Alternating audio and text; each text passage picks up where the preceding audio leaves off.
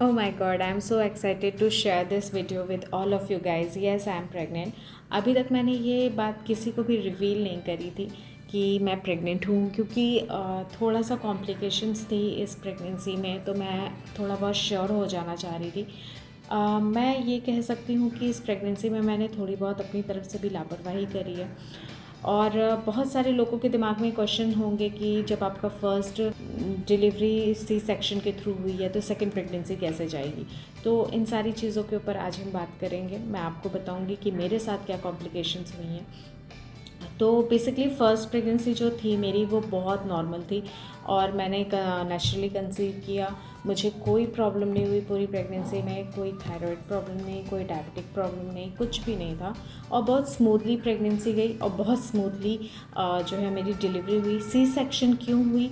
C section इसलिए हुई क्योंकि मैं बोलना नहीं चाहती हूँ, बट फिर भी मुझे ये बोलना पड़ रहा है कि आज के टाइम पे जो डॉक्टर्स हैं उन्होंने 90% ये चीज़ें करनी स्टार्ट कर दी है कि अगर किसी की नॉर्मल डिलीवरी भी हो रही होगी तो वो ऐसे कुछ चीज़ें सर्कमस्टेंसेस क्रिएट कर देते हैं कि नॉर्मल होते होते भी वो सी सेक्शन पे ज़ोर देने लगते हैं कि नहीं नहीं, प्रॉब्लम ये हो रही है, बच्चे को ऐसा हो रहा है, बच्चे को वैसा हो रहा है, बच्चे को प्रॉब्लम हो रही है। तो कहीं ना कहीं समहाउ मैं कह सकती हूँ कि जो मेरी गायनी थी, जो फर्स्ट गायनी थी अथर्व के टाइम पे, उन्होंने मेरे साथ में ऐसा ही किया था। आई एम सॉरी, मुझे ये कहना पड़ रहा है डॉक्टर्स के लिए, बट ये आप लोग मेरी बात से सहमत होंगे। आप लोग जानते होंगे कि आजकल इंडस्ट्री में इस तरीके की चीज़ें हो रही हैं, हॉस्पिटल में ये 90% लोगों के साथ ये चीज़ें हो रही हैं कि अगर किसी की भी नॉर्मल डिलीवरी हो रही हो, आपने सुना हो आज के टाइम पे कि नॉर्मल हुई है, तो ये बहुत रेयर हो चुका है। और सिजेरियन तो ऑलमोस्ट 90% सबकी हो जाती हैं। तो मेरे जो फर्स्ट केस था उसमें यही था कि अदर ऑलमोस्ट मेरा नॉर्मल हो जाता, बट कुछ उन्होंने ऐसे सर्कमस्टांसेस लास्ट मोमेंट पे रख दिए कि फिर फैमिली ने यही कहा कि ठीक है, ओके, क्योंकि आप रिस्क नहीं लेना चाहते हो, आपको इस तरीके से चीज़ें कह दी जाती हैं कि कोई भी मदर होगा, कोई भी पेरेंट्स होंगे, वो नहीं चाहेंगे कि कुछ भी गलत हो। दैट टाइम डॉक्टर्स की ही बातें सुनी जाती हैं। तो ऑफकोर्स सी सेक्शन हुआ मेरा। एंड इसके बाद फिर जब अथर्व ऑफकोर्स 2 इयर्स का हो गया, बहुत अच्छे से उसकी जो भी अपब्रिंगिंग हुई है अच्छे से हो रही है, तो सेकंड बेबी मुझे क्यों प्लान करना था? क्योंकि मैं कहीं समहाउ 30s मैंने क्रॉस कर लिया है। और ऐसा नहीं है कि लोग 40s या 50s में प्रेग्नेंट नहीं होते, बट गाइज उनका जो हेल्थ होता है, वो मेटाबॉलिज्म होता है, वो काफ़ी अच्छा होता है। But not in my case, मेरा थोड़ा सा मुश्किल रहा है और इम्यूनिटी मेरी बहुत ज़्यादा स्ट्रॉन्ग नहीं है। एंड सेकेंड रीज़न जो है वो मेरा प्रोफेशनली है, क्योंकि मैंने कहीं ना कहीं अथर्व के टाइम से ही अपने काम से ब्रेक ले रखा है। क्योंकि मेरे दिमाग में ये था कि जो भी मुझे अपना टाइम डिवोट करना है अपने बच्चों के लिए, वो 2 to 3 इयर्स जो भी लगेंगे उनकी अपब्रिंगिंग के लिए, वो मैं उनके लिए डिवोट करके, एंड जब वो स्कूल जाने लायक हो जाएंगे, बड़े हो जाएंगे और वो अपनी लाइफ में थोड़ा सा बैलेंस करने लग जाएंगे, तो फिर मैं अपने काम पे वापस से आ जाऊँगी। So this is the thing जो कि सेकेंड रीज़न है मेरा कंसीव करने का। इसके बाद थर्ड रीज़न है ऑफकोर्स, सब लोग जैसे कहते हैं 2 बच्चे अच्छे होते हैं, और मुझे भी लगा कि हाँ, अदर को एक सिबलिंग की ज़रूरत है और उसको एक कंपनी चाहिए, क्योंकि आप पूरे टाइम अपने बच्चे को वो चीज़ें फुलफ़िल नहीं कर सकते जो एक बच्चा बच्चे के साथ में ही बड़ा होकर के सीखता है। तो ये भी एक रीज़न था। 2 बच्चे हैं, ठीक है। तो हम लोगों ने देन अगेन सोचा कि हमको कंसीव करना चाहिए। तो अथर्व जब 2 का हो गया ऑलमोस्ट, तो मैंने मार्च में कंसीव किया नेचुरली। और मेरी जो सबसे बड़ी मिस्टेक थी यहाँ पे, मैं कहूँगी कि आप अगर सेकंड प्रेगनेंसी या फर्स्ट प्रेगनेंसी प्लान कर रहे हैं तो प्लीज़ आप लोग पहले जाके डॉक्टर विज़िट करिए। अब आप कहेंगे कि इसमें डॉक्टर विज़िट करने की क्या ज़रूरत है, बट येस, ज़रूरत है, क्योंकि डॉक्टर्स आपको इनिशियली लेवल पे बता देते हैं आपकी बॉडी को चेक करके कि आप इस टाइम पे माँ बनने के लायक हो या नहीं हो। मतलब लाइक आपको कोई फिज़िकली, जैसे थायराइड का कोई प्रॉब्लम तो नहीं है, डायबिटिक तो नहीं है, क्योंकि ये सारी चीज़ें फिर जब आप कंसीव कर लेते हो ना तो कहीं समहाउ बच्चे के लिए बहुत प्रॉब्लम हो जाती है, जो कि मैंने इस प्रेगनेंसी में फेस करी है। तो इसमें सबसे पहले ये हुआ कि मैंने अगेन, दिमाग में ऐसा कुछ था नहीं कि कुछ हो सकता है, क्योंकि अथर्व बहुत नॉर्मली हो गया, कुछ ऐसी चीज़ें नहीं हुई। लेकिन क्योंकि एज फैक्टर बहुत इम्पॉर्टेंट हो जाता है कुछ लोगों के केसेस में, जैसा कि मेरा इम्यूनिटी या मेरा मेटाबॉलिज्म में भी उतना स्ट्रॉन्ग नहीं है, दैट्स वाई। सो गाइस, जब मैंने सेकेंड प्रेगनेंसी कंसीव करी, देन उसके बाद में 1 वीक के बाद में ही मेरी बॉडी में काफ़ी पेन होना स्टार्ट हो गया था। मेरी बोन्स में बहुत ज़्यादा प्रॉब्लम हो रही थी, नसें बहुत खिंच रही थी, इस तरीके का थोड़ा सा मुझे पेन होना स्टार्ट हुआ। देन मैंने अपनी गायनी से बात करी। देन उन्होंने मुझसे जो पहला सवाल पूछा कि क्या आप अभी भी अपने बच्चे को ब्रेस्ट फीड कराते हो, तो मैंने कहा येस। तो ऑलमोस्ट अदर 2 ईयर्स का हो गया था। तो उन्होंने मुझसे कहा कि नहीं, अब आप डिसकंटिन्यू करिए, वैसे भी आपने बहुत ज़्यादा उसको ब्रेस्ट फीड कराया है, इतना नहीं कराया जाता। तो उन्होंने मुझसे कहा कि येस, 6 मंथ बच्चे के लिए बहुत होता है, इनफ होता है ब्रेस्ट फीड के लिए। बट फर्स्ट था और मुझे लगता रहा कि चलो वो पी रहा है तो ठीक है, इट्स ओके। बट नो, ये थोड़ा सा यहाँ पे इशू ये हो जाता है कि जब आप इतना ज़्यादा लॉन्ग लास्टिंग अपने बच्चे को ब्रेस्ट फीड करा दो तो समहाउ जो कैल्शियम है आपकी बॉडी का वो कम होने लग जाता है। तो ये एक फैक्टर था। देन अपार्ट फ्रॉम दिस, इसका इस प्रेगनेंसी से खैर मेरे हिसाब से कोई रिलेशन नहीं है, बट ये मैं आपको इसलिए बता रही हूँ कि अगर आपका बेबी हो तो आप उसको 6 to 7 मंथ तक ही ब्रेस्ट फीड कराइए, उससे ज़्यादा ऊपर ज़रूरी नहीं है। फैमिली में सब लोग कहते हैं, और सेम मेरे साथ वही हुआ कि even my mother, my in law, सब लोग ही नहीं पी रहा है, बच्चा है तो बच्चे 2-2 साल तक पीते हैं। तो अगेन यहाँ पे बात हो जाती है मेटाबॉलिज्म की, खान पान की। तो मेरा उतना स्ट्रॉन्ग नहीं रहा मे बी, लेकिन फिर भी 2 ईयर्स तक मैंने अपने फर्स्ट बच्चे को दूध पिलाया है। सो इसके बाद में फिर जब मैंने कंसीव किया तो उन्होंने मुझसे कहा कि ठीक है, हम जो फर्स्ट स्कैन करते हैं हार्ट के लिए बच्चे का, वो हम 8 वीक्स पे करेंगे, 8 to 10 वीक्स जो भी होता है। तो मैं वापस से गई उनके पास में और मैंने स्कैन कराया। दैन बच्चे की हार्ट बीट आ गई और हम लोग काफ़ी खुश हुए। दैन फैमिली में सबको हमने बताया। इसके बाद सब कुछ बहुत स्मूथली चल रहा था, सारी चीज़ें। दैन इसके बाद जो फर्स्ट स्कैन हार्ट बीट के बाद में आपका होता है, जो कि क्रोमोसोम्स के लिए होता है बच्चे की, उस स्कैन में आपको ये पता चल जाता है कि बच्चे को डाउन सिंड्रोम है या नहीं, ऐसी कोई प्रॉब्लम आगे होगी कि नहीं। वो स्कैन मेरा मिस हो गया, और वो स्कैन इसलिए मिस हो गया क्योंकि मुझे कुछ रीज़न की वजह से कानपुर से लखनऊ शिफ्ट होना पड़ा। और उस बीच में ऐसा हुआ कि शिफ्टिंग में हम लोग काफ़ी उलझे रहे 1 महीने तक। देन एक नया शहर था, यहाँ पे हम लोगों ने काफ़ी काफ़ी रिसर्च करके इस बार हम लोगों ने गायनी अपने लिए सेलेक्ट करी कि ठीक है, अब मैं इस गायनी को दिखाऊंगी। बट फिर भी वो करते करते और घर आपको अगेन बैलेंस करते हुए, शिफ्ट करते हुए, मेरा वो जो टाइम पीरियड था वो चला गया। देन मैंने जब डॉक्टर पे विज़िट किया तो उन्होंने बोला कि आपने ये स्कैन नहीं कराया। मैंने कहा नहीं मैम, ये तो मेरा मिस हो गया। तो उन्होंने बोला इट्स ओके, कोई बात नहीं, आप टीफ़ा कराएंगे, उसमें चीज़ें कवर अप हो जाती हैं। तो मैंने कहा ठीक है, इट्स ओके। देन अगेन मेरा टीफ़ा हुआ। टीफ़ा के बाद वो भी रिपोर्ट मेरी सही हुई। देन टीफ़ा के बाद जो आपका क्वाड मार्कर होता है टेस्ट, क्वाड मार्कर में क्या होता है, मदर का ब्लड लिया जाता है और उसमें पूरी टेस्टिंग आ जाती है। वो जो ट्रिपल क्वाड मार्कर मेरा टेस्ट हुआ, उसमें कहीं ना कहीं बहुत ज़्यादा बुरी न्यूज़ मुझे मिली। वो था कि मेरे बच्चे को डाउन सिंड्रोम हो सकता है।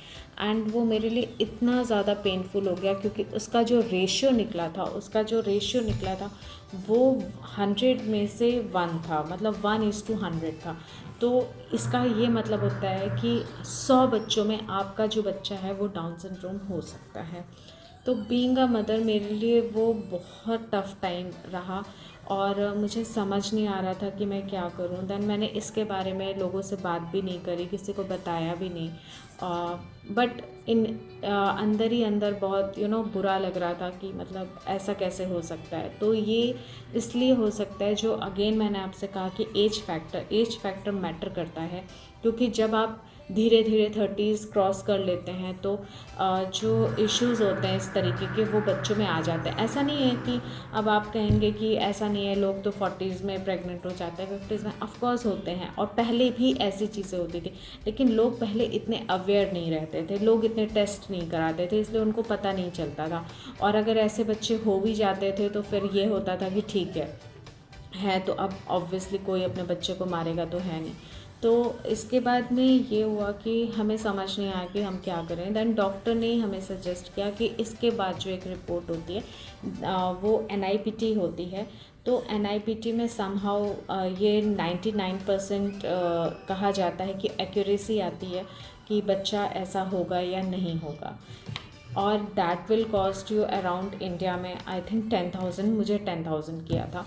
और इसके बाद फिर मैंने कहा ठीक है, जो भी डिसीजन लेना है वो हमें इस टेस्ट के बाद ही लेना है। और जब मैंने धीरे धीरे फैमिली में सबको बताना स्टार्ट किया तो मुझे मिक्स ओपिनियन मिल रही थी। कोई कह रहा था कि मत रखो, क्योंकि है क्या कि ऐसे बच्चे के साथ में आपकी पूरी लाइफ उसके साथ में लग जाएगी और उससे कोई फ़ायदा नहीं होगा। अननेसेसरी उस बच्चे को भी आप कोई बहुत अच्छी लाइफ नहीं दे पाओगे और आप कहीं ना कहीं डिवोटेड हो जाओगे पूरी तरीके से सिर्फ उसी एक बच्चे के साथ में, जबकि ऑलरेडी मेरा एक बच्चा इतना अच्छा है, ठीक है। तो हम बहुत ज़्यादा कंफ्यूज हो गए थे कि हमें क्या करना है। कुछ समझ नहीं आ रहा था कि मतलब बच्चे को रखना है या नहीं रखना है। और मुझे इनिशियली लेवल पे बहुत ज़्यादा रोना आता था, कुछ खाने का मन नहीं करता था। और ये थोड़ा सा जो बीच का समय हुआ, ये जो इशू क्रिएट हुआ, ये कहीं ना कहीं मेरे बच्चे की हेल्थ पे असर कर गया, क्योंकि मैं कुछ भी मुझे खाने का मन नहीं कर रहा था उस टाइम पे, क्योंकि बार बार ये ख्याल आ रहा था आई डोंट नो ये बेबी मेरे पास रहेगा कि नहीं रहेगा, मैं क्या करूं, क्या नहीं करना चाहिए। देन फिर मेरा NIPT टेस्ट के बाद में जब रिपोर्ट आई तो उसमें लो रिस्क आया। तो अगेन डॉक्टर्स ने कहा कि आप अमीनोसेंटेसिस करा लीजिए तो डबल श्योर हो जाएगा। तो अमीनोसेंटेसिस में मैं इसलिए नहीं राज़ी हुई क्योंकि वो उसकी जो रिपोर्ट थी वो 4 वीक्स पे आनी थी और ऑलरेडी मेरा जो सेकंड टाइमेस्टर था वो एंडिंग पे था। तो मेरे लिए ये था कि अगर मैं अमीनोसेंटेसिस कराती हूँ, जो कि बहुत हाई रिस्क होता है, क्योंकि वो कहीं ना कहीं आपके स्टमक में सिरिंज डाल करके वो जो फ्लूइड होता है, एमनियोटिक फ्लूइड होता है, उसको निकालते हैं और उसके बाद में फिर उसकी स्टडी की जाती है, DNA स्टडी की जाती है, जिसकी वजह से फिर पता चलता है कि हाँ बच्चे को ये कुछ प्रॉब्लम है या नहीं है। वो भी जो एक्यूरेसी देते हैं वो भी 99% ही देते हैं कि लो रिस्क होगा या हाई रिस्क होगा। तो मैंने कहा कि जब मैं थर्ड टाइमेस्टर में ऑलरेडी आ ही चुकी हूँ तो मैं ये रिस्क क्यों लूँ कि मुझे अपने बच्चे को सिर्फ इसलिए अभी हटा देना है क्योंकि ये लो रिस्क और हाई रिस्क वाला आ गया। और आप ऑलरेडी फर्स्ट आपका C-सेक्शन हो चुका है, सेकंड अगेन ऐसी बेबी के लिए आप फिर अवॉर्ड कराओगे या C-सेक्शन पे जाओगे, सेकंड आपका कोई इस तरीके का मतलब नहीं बनता। मैंने कहा C-सेक्शन तो ऑलरेडी होना है या नॉर्मल डिलीवरी जो भी है वो एक बात की बात हो जाती है। तो इसके बाद क्योंकि गैप जो था वो बच्चे के बीच में 2 इयर्स का ऑलमोस्ट हो रहा था, तो मैंने कहा कि मे बी नॉर्मल भी हम लोग जा सकते हैं, लेकिन वो बहुत कह सकती हूँ कि बहुत रेयर चांसेस होते हैं, क्योंकि जब फर्स्ट में किसी ने नहीं किया तो सेकंड में तो डॉक्टर्स बिल्कुल कहते ही नहीं है कि हाँ हम नॉर्मल करेंगे। बट वो आपके ऊपर है, अगर आप ट्राई करना चाहें तो आप ट्राई कर सकते हैं नॉर्मल डिलीवरी के लिए भी। C-सेक्शन के बाद भी नॉर्मल डिलीवरीज होती हैं, मेरी अपनी फैमिली में ही हुई हैं। तो बहुत सारे थे कि पता नहीं मैं कर पाऊँगी कि नहीं अब, क्योंकि स्टिचेस पे भी ज़ोर आता है, सारी चीज़ें। तो और मेरे हस्बैंड तो मैं कह सकती हूँ कि बिल्कुल भी रेडी नहीं थे कि मैं अब नॉर्मल ट्राई करूँ। उनका शुरू से था कि C-सेक्शन इस बार भी होना है। तो मुझे ये लगा कि अभी ये वाला ऑपरेशन जब होना ही है तो फिर बच्चे को तो आना ही है इस दुनिया में, तो ठीक है वो जैसे भी आएगा हम उसे एक्सेप्ट करेंगे। तो मैं अमीनोसेंटेसिस के लिए मैं रेडी नहीं हुई और मैंने NIPT टेस्ट पे ही भरोसा किया and I will continue my pregnancy.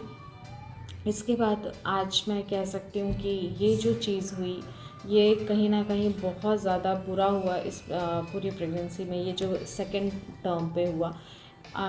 तो उसका खामियाजा ये था कि मैंने दूसरे और भी गाइनीज जो थे उनसे भी मैंने कंसल्ट किया, तो सबका मिक्स्ड ओपिनियन मुझे मिला। और जो बात हुई वो ये हुई कि कहीं ना कहीं इन सब के बीच में जो मेरे बच्चे की ग्रोथ है वो रुक गई।